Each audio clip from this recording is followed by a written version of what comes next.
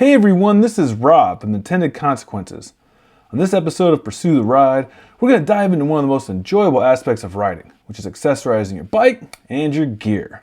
We're going to list and explain to you why these are our personal favorites. Hit the graphic.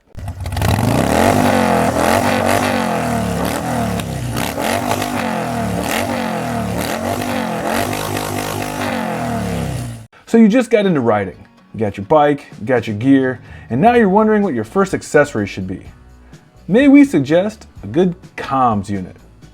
So how it works, for the most part, is they attach to most full and three-quarter helmets and connect through Bluetooth to your phone or to other units.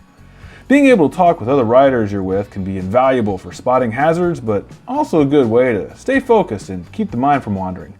If you're riding solo, comms units act as hands-free devices if you receive a phone call or maybe you just want to listen to music off your phone. Installation of earpieces and a microphone is pretty simple with most helmets, and best of all, they're small, lightweight, and weather-resistant. There are a lot of varieties out there, but we suggest pretty much anything from Cardo or Sena. Corinne and I use Cardo free comms, which have worked out great for us. Now you've got your comms unit, but it isn't too helpful because your phone is jammed into your pocket. To make matters worse, you can't even use your GPS even if you had to. I mean, good luck trying to hold it in your hand.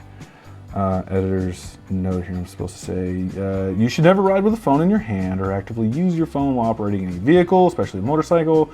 Pulling over somewhere to use is perfectly acceptable. Anyway, thankfully, there are plenty of ways to mount your phone to your motorcycle when you can see it and use it safely without fear of it falling off.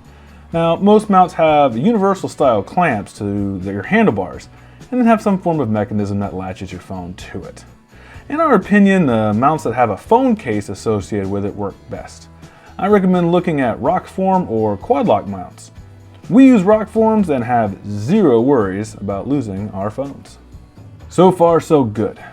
Next, we recommend a battery plug and tender. Now, a battery tender is a small charging device that plugs into a standard electrical outlet on one end and into your bike's battery on the other. This keeps your battery charged when your bike sits for a long period of time, usually weeks or months. Now, newer bikes, they come with a battery plug already installed, but for older bikes, you'll want to buy one and install it. They're super cheap and very easy to install. When not being used in your garage, the battery plug has all sorts of other available adapters that you can use it for other things. Most folks use them to charge a phone, add additional lights, aftermarket seat warmers, things like that. Most plugs are universal and you can find them anywhere. Tenders, they're pretty much universal too. Our next accessory are saddlebags. If your bike comes with saddlebags, then you're obviously ahead of the curve.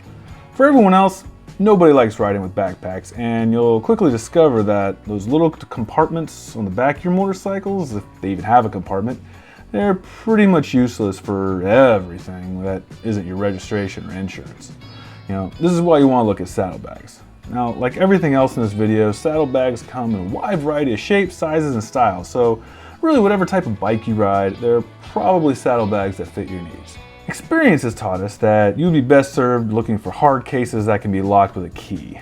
Corinne uses Viking bags, which work great for her. I don't have saddlebags, but I have a small seat bag that does the trick in most circumstances. But saddlebags are better. All right, you got your helmet Bluetooth, your phone is securely mounted, you got an extra plug under your seat, and storage. So you're all set for those long hours in the seat.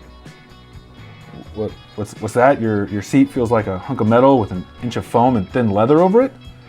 Well, that's probably because that's exactly what it is. If you've ever wondered how the motorcycle industry gets universally cheap on you, look no further than your stock motorcycle seat. A comfortable seat can literally be the difference between an enjoyable day of riding or an exercise in butt and back torture. There are a million seats out there to choose from for just about every type of bike and rider. Prices vary too, from expensive heated seats to simple gel packs that you just put under your stock seat to make it even more better. Either way, you'll absolutely notice the difference.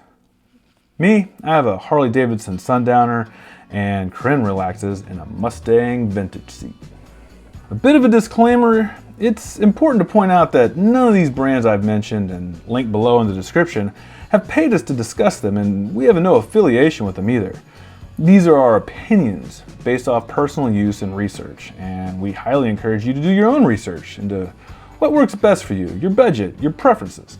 Okay, all that disclaimer out of the way, this is just supposed to be a short video discussing the accessories that me and Corinne own and use, and it makes our riding experiences far more awesomer than what they'd be without them. Check it out and see if you agree, or if you think other accessories are better. Leave us a comment below what you prefer. Did we leave out your favorite accessory? Let us know that too. If you found this video helpful, please like and subscribe. And remember, keep the rubber side down, guys, and I'll see you next time.